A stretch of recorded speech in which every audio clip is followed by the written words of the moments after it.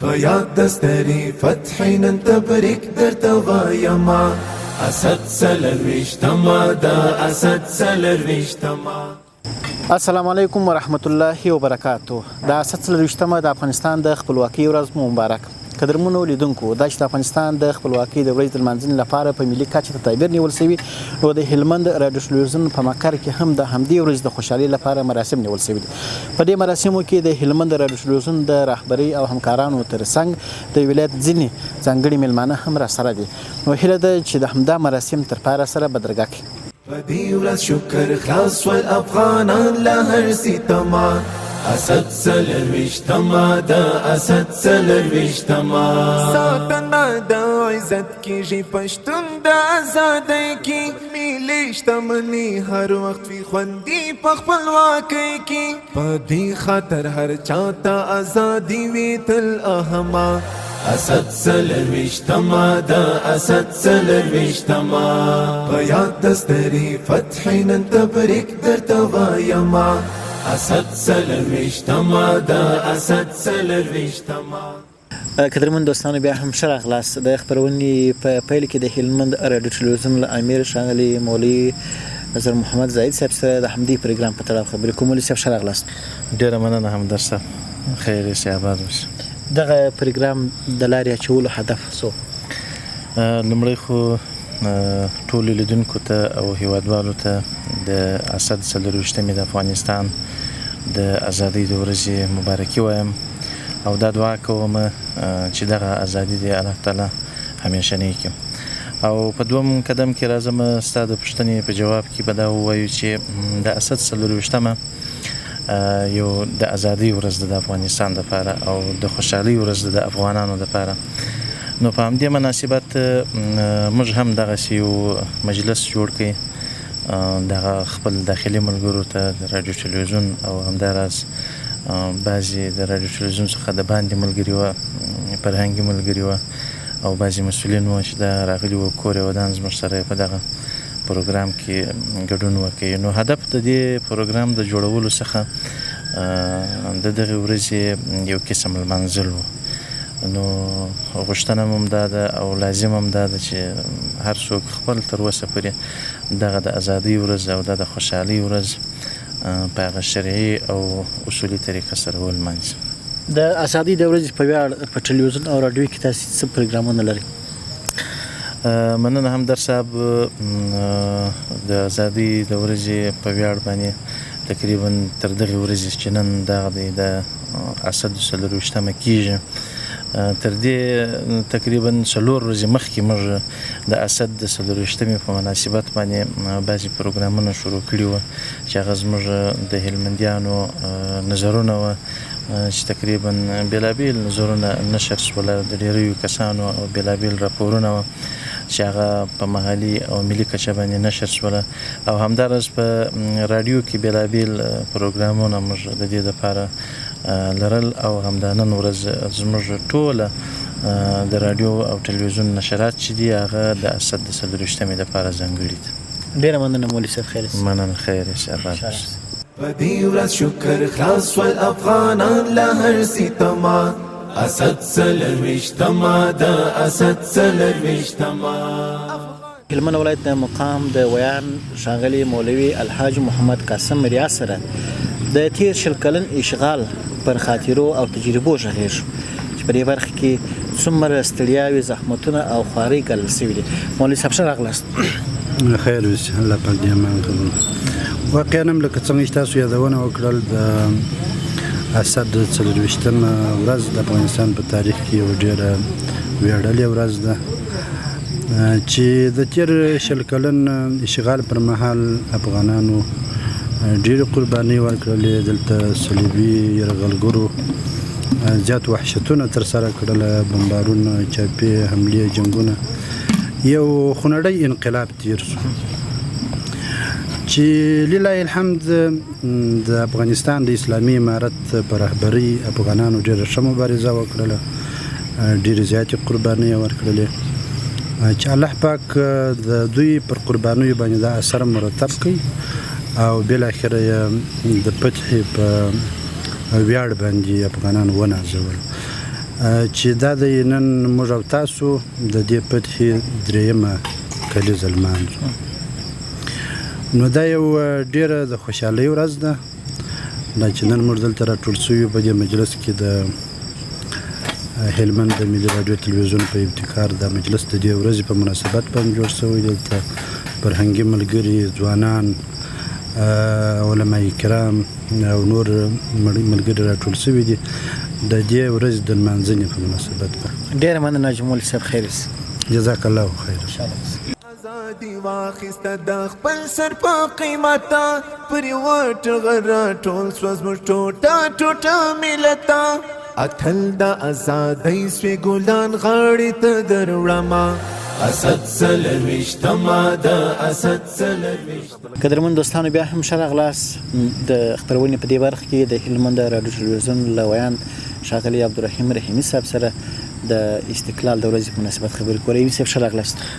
مننه کور ودان، تاسو هم ښه راغلاست وای او د دې مبارکې ورځې مبارکي تاسو او ټول هلمندي او غیر ولس ته وړاندې کوم. دا ورځ څنګه ارزوئ؟ دا ورځ ده چې په افغانستان کې د ازادۍ درېیم کال دی، یعنې درېیمه کلیزه ده. دا موږ ډېره د خوشحالۍ په ډول سره لمانځو، ورته خوشحاله یو، ماشومان، لویان، خویندې، میندې.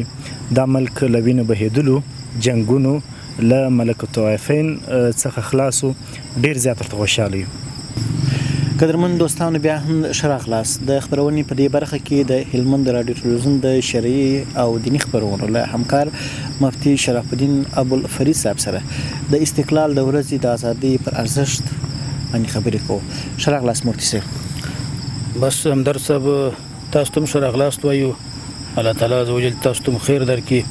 دا انشاءالله ډېره مبارکه ورځ ده، بهترینه ورځ ده، د الله تعالی د نعمت د احساسولو ورځ ده. باید په دا ورځ باندې خامخا مسلمانان یو احساس د ځان سره وکړي، یو فکر پیدا کړي، یو سوچ د ځان سره پیدا کړي او د الله تعالی عز وجل دغه لوی نعمت او ستر نعمت په هېڅ وخت کې هېر نه کړي. مفتي صاحب، ازادي او استقلال په اسلام کې څه حیثیت لري؟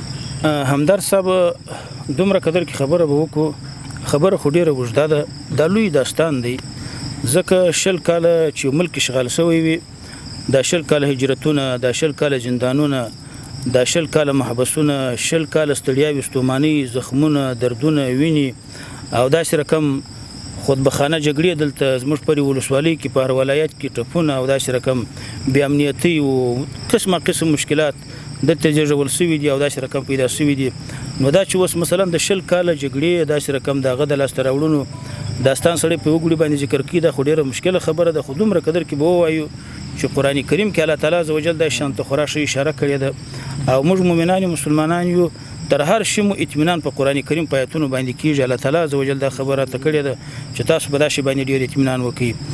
زموږ څخه مخکې د دنیا په مخ باندې یو قوم تیر شوی دی چې هغه دغه یهودیان چې په نن وختونو کې په فلسطین کې په غزې په مسلمانانو باندې مسلط دي.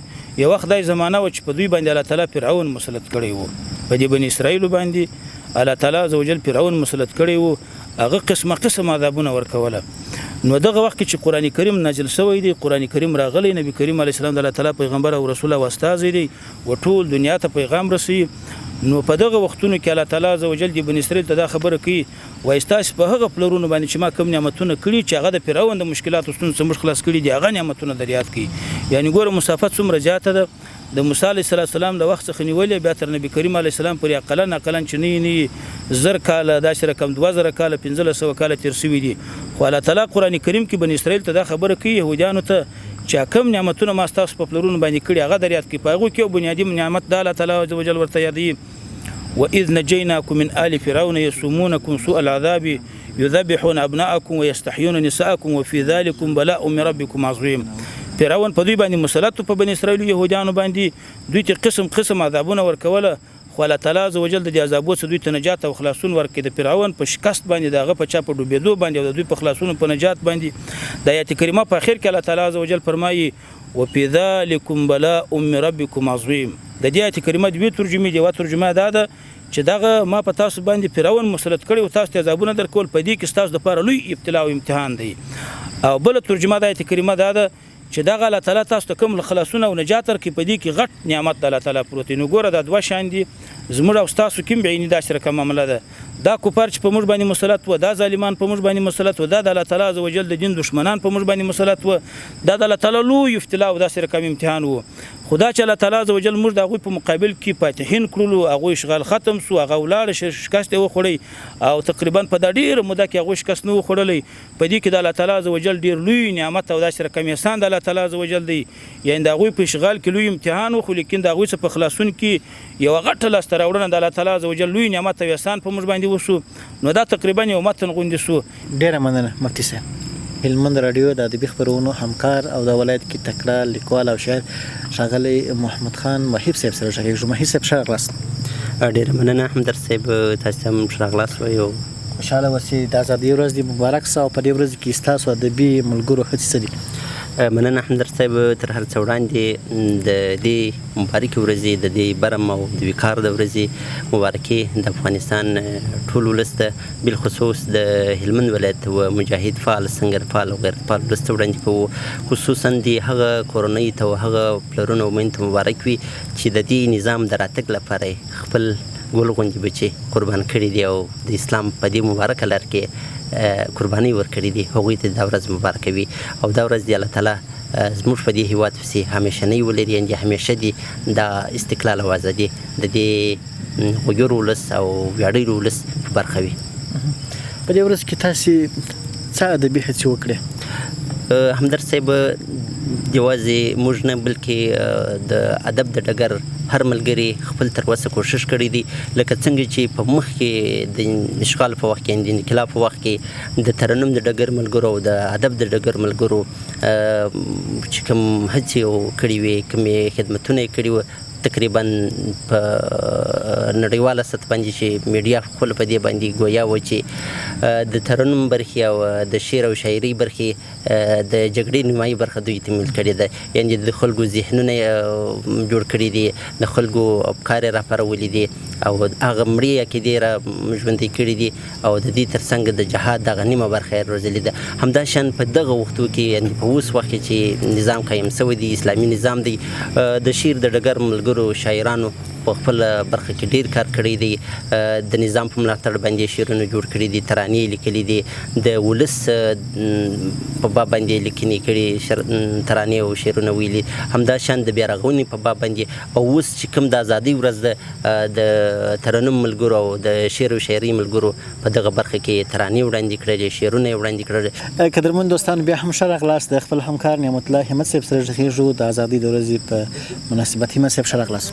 ډېره زیاته مننه همدرد صاحب. سلام ته او د افغانستان ملي راډیو ټلویزیون ټولو لیدونکو او اورېدونکو ته. هیله ده د اسد د ازمري 24مه په ډېرې خوښۍ تېره کړې یا مثلا لمانځي او دغه ورځ دی دوی ټولو ته مبارک. پوهېږم چې په دې ورځ کې مو ډېرې ستړیا او تکلیفونه ګاللي دي. څه احساس مو کوئ د دې کارو څخه؟ طبعا دا چې ازادي فردي او ټولنیز حق دی د هرې ټولنې د هر انسان. نو طبعا دا خبره ده چې هر څوک به د خپلې ازادۍ یا مثلا د هغې ورځې لپاره زیار باسي، کار به کوي چې په کومه ورځ دوی ته یو څه ورکول سوي. نو دا زما مسؤلیت و چې باید زه خپرونې جوړې کړم، راپورونه جوړ کړم او د دې ورځې په تړاو هغه څه خپاره کړم چې هغه د افغانانو لپاره ارزښت ولري. نو په دې ورځ کې طبعا ستړیا که تېره سوې وي، خو دا ستړیا نه بولو، ځکه چې دغه ورځ موږ تر دې په غټو ستړیاو ترلاسه کړې ده. نو زموږ مسؤلیت چې اوس یې سرته رسوو، دا زموږ مسؤلیت دی، دا پر هېوادوالو احسان نه دی. ډېره مننه. خوشحاله کور ودان خیر اوسې همدرد. د هلمند رادیو د خپرونې د مسؤل ښاغلي سردار ولي صاحب سره غږیږو چې دوی کوم پروګرامونه په دې ورځ کې په لاره اچولي دي او دغه پروګرامونه څومره مثبت لري. صاحب ښه راغلاست. ډېره زیاته مننه محترم همدرد صاحب. لومړي سر کې تاسو ته همدارنګه کتونکو او لیدونکو ته د دې نیکمرغې ورځې د اسد 24مې په پار ټولو ته مبارکي وایي. الله تعالی دې دغه ازادي په موږ او تاسو پسې برخمنه کړي. ډېره مننه. صاحب دا راته ووایه چې په راډیو کې مو ډېر کار کړی دی، ډېر زحمت مو ایستلی دی. څه احساس مو کوي چې د خپرونې مو جوړولې؟ دا مو د کوم احساس له مخې جوړولې او څومره مو د دې خپرونې د جوړېدا پر مهال باندې انرژي اخیسته؟ ډېره زیاته مننه همدرد صاحب محترم. که چیرې یادونه وکړو، باید له هر شخص سره خپل د خاورې همدارنګه خپل د ازادۍ ساتلو او د دې ورځې د لمانځلو په پار احساسات ورسره وي او هر شخص په دې باندې مکلف دی ترڅو خپل د توان مطابق او خپل په برخه کې د ازادۍ لپاره کار وکړي. نو دا چې زموږ مسؤلیت هم همدغه و، همدغه مسؤلیت دی. نو د دې ورځې لپاره موږ بیلابیل پروګرامونه، همدارنګه د هیوادوالو نظرونه، پیغامونه د ټولنې د مطرح کسانو له منځ څخه د هغوی په اوازونو کې ودرنو هیوادوالو ته نشر کړي دي. همدارنګه مو د دې ورځې هغه تاریخي مخینه او د دې ورځې کوم هغه ارزښت چې دی او په څه ډول باید ولمانځل سي، د دغه اړوند مو خلکو ته عامه پوهاوی ورکړی دی ترڅو د هغوی په ذهن کې دغه ورځې کښیني او د دغه ورځې لپاره دوی نور هم تدابیر ونیسي. ډېره مننه ښاغلی صاحب. قدرمنو دوستانو، د خپرونې په دې لړ کې د هلمند راډیو ټلویزیون مالي او اداري مدیر ښاغلی محترم نقیب الله شیدمل صاحب سره خبرې کوو د ازادۍ د ارزښت په تړاو. مدیر صاحب ښه راغلاست. مننه کوم جنابي همدرد صاحب محترم، او تاسو ته او بیا اوریدونکو د دې نیکمرغې ورځې مبارکي وایم. دا چې یو عظیمه ورځ ده او د 40مه د افغانستان د ازادۍ ورځ ده. هر دا پر ازادي چې دا خو یو فردي حق دی، بیا چې افغانانو په ډیرو سرښندنو او په ډیرو قربانیو باندې دا ورځ ترلاسه کړې ده، او همداسې دا ورځ د لپاره موږ ټول ولس د دې د ساتلو لپاره، د دې د لوړولو لپاره نور هم کار وکړو. څنګه چې دلته د ادب او د فرهنګ ملګرو ډیر کار کړی دی په ټولنیزو رسنیو کې او په سوشل میډیا په برخه کې، لیکوالانو، شاعرانو، نو موږ ټول ولس ته په کار ده چې د دې عظیمه ورځې په ارزښت باندې نور هم کار وکړو او دا ورځ نور هم ولمانځو په ښه ولو او خوشحالۍ سره. په ټولنه کې خلک د دغه ورځې د لمانځلو لپاره څومره چمتووالی لري، څومره لیوالتیا لري؟ تاسو وینئ ټولنه کې خلک؟ بالکل موږ وینو چې د ورځې د لمانځلو لپاره ډیر کار شوی دی، خصوصا زموږ د امارت اسلامي افغانستان ډیر کار کړی دی. ښه راغلاست. له خپل همکار امیر محمد ممتاز صاحب سره خبرې کوو د ازادۍ د ورځې په مناسبت. ممتاز صاحب ښه راغلاست. ډېره مننه همدرد صاحب، تاسو ته او درنو لیدونکو ته او خوږو اورېدونکو ته بیا هم د دې ورځې په مناسبت مبارکي وایو. هیله ده چې دا 3 کلنه ازادي په خوښۍ لمانځلې وي او دغه د اسد 40مه دې بیا هم د ټولو مبارک وي. د شکر ځای دی او د فخر ځای دی چې الله جل جلاله بیا په داسې ویاړلې ورځ باندې موږ ونازولو او الله جل جلاله د افغانستان پر مقدسه خاوره، پر غرونو، پر سم او شاړ او خاصتاً پر ټول مسلمانانو باندې داسې یو پیرزوینه وکړه چې بیا په یو داسې ویاړلې ورځ باندې ونازول چې هغه موږ تاسې همیشه د دې تاریخ لیکو او تر هغه عنوان لاندې یا تر هغه د 40مه چې ډیرو وژنو ته، ډیرو مرګونو ته، ډیرو زخمه کېدونو ته او ډیرو بندي کېدونو او سکنجه کېدونو ته د پای ټکی کېښودل شو. قدرمن دوستانو، د خپرونې په دې برخه کې د هلمند راډیو ټلویزیون تکړه ویان او تخنیکي همکار ښاغلي حنفي صاحب سره خبرې کوو د استقلال د ورځې په مناسبت. د ده نظر اخلو او د خوشحالۍ اظهارات تاسو ته وړاندې کوو. حنفي صاحب ښه راغلاست. ډیره مننه همدرد صاحب. زه هم په خپل وار سره ټولو قدرمنو اوریدونکو او لیدونکو ته لومړی السلام علیکم ورحمت الله وبرکاته وایم او هیله لرم چې جوړ روغ خوشحاله وي او د دغه مبارکې ورځې، د دغه ویاړلې ورځې مبارکي ورته وایم ټول مجاهد ولس ته. څه احساس کوي چې دا خبرې کوي مثلا د ازادۍ ورځې په مناسبت باندې په دې پروګرام کې کوم احساسات ذهن ته راځي؟ ډېر مننه همدرد صاحب محترمه. ډېر خوشحاله یم چې ملک مو د اشغال خلاص دی، په ملک کې یو خپلواک نظام لرو او په ملک کې مو امن دی، د آبادي کارونه وینو چې کیږي. نو ډېر خوشحاله یم، الحمدلله د الله څخه ډېر راضي یو. ازادي تر باچاخۍ لا تیری کا چې د بل تر حکم لاندې سي زندان سي. قدرمنو لیدونکو، د هلمند راډیو ټلویزیون په مقر کې د ازادۍ په پار دا جوړ شوی پروګرام همدومره و. ازادي مو دایم او قایم اوسه. د لوران الله پامان.